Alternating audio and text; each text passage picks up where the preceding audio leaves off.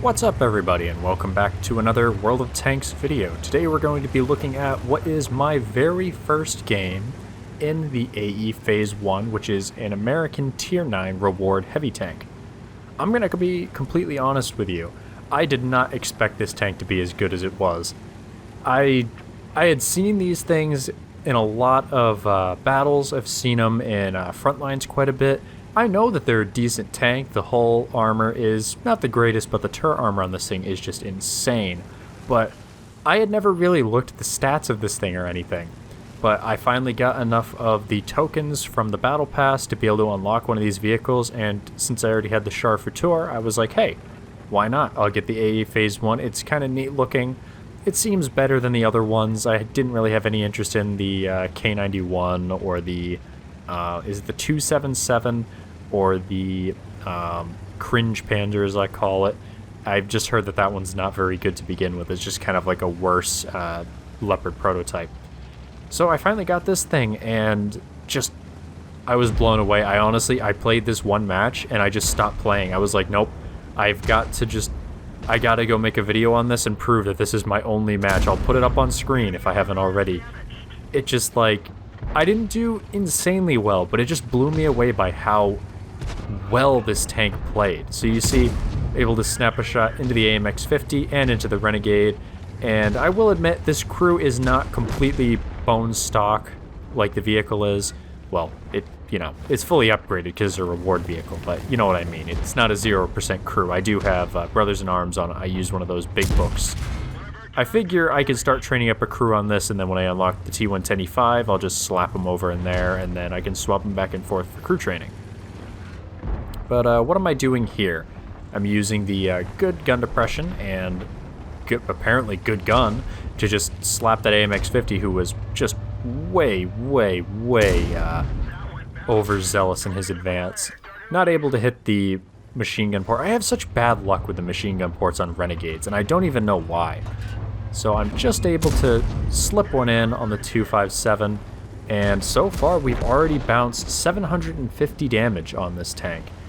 And I was just mostly astounded by this thing's mobility. I was expecting it to be fairly sluggish, but it actually does get around. It's definitely not a fast tank, but it's definitely decent. But what was I saying? Oh yeah, I want to use this crew for the T110E5, but I do have Brothers in Arms on the crew, and 50% of recon and a few other skills. So this is not a default crew, but I do have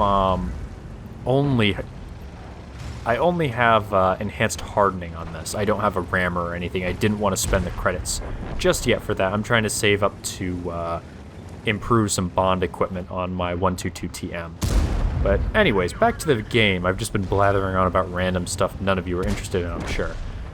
We take the hill here, and I turn around and see there was a huge glob of enemies, so I figure probably best to turn around. I don't really want to push around behind and then get potentially caught in a crossfire. That KV-4 just is not in a good position. I'm able to get a couple hits into him, and then I slap one into the Emil, who realizes, hey, let's not sit out in the open in a tank with not the greatest hull armor. Not quite able to find a shot here. He gets away, and trying to find a shot on either. I wasn't sure where the AMX was, so I didn't want to push around that corner just yet, but the WZ-111 goes for it, so I push along with him. There's the AMX sitting in the back. I thought maybe I'd get a shot at him, but nope, our SU-130 plants one into him. I'm not sure if that guy just immediately used his repair kit or if I just didn't quite take off the track. It was kind of weird that the track thing popped up.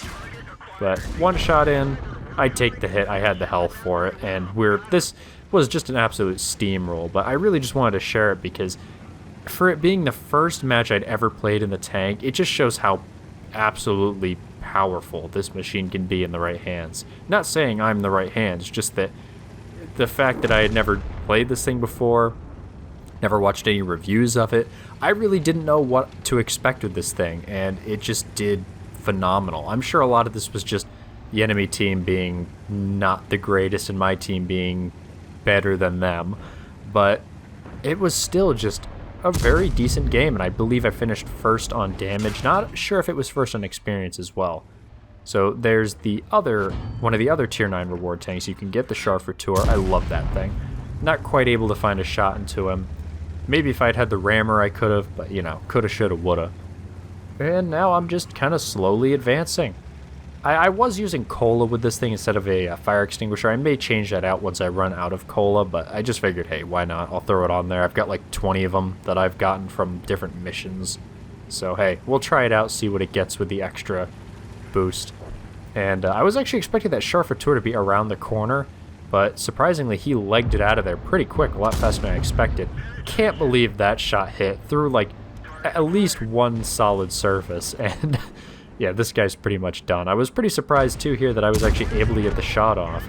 But yeah, that's 2 kills, almost 4,000 damage done, 1,000 blocked. Just a very good game, especially for it being the first match. I didn't make a crazy profit or anything off this thing. It's not a premium tank, but just very surprised. And if you are trying to look for a vehicle to get, maybe you have enough of the tokens for it, this is definitely a solid one to consider. It's very, very strong from what I've already experienced just from that first game.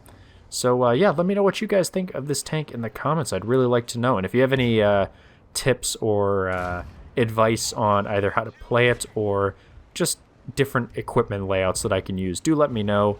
And yeah, that's pretty much it for today. Pretty short one, but I just thought it was kind of interesting to take a look at that. You don't really see a lot of first game replays on YouTube very often, so hope you did enjoy it. If not, let me know, and I will not do it again in the future. But if you did, I will try to do more videos like this. So thank you very much for watching, and I'll see you in the next one.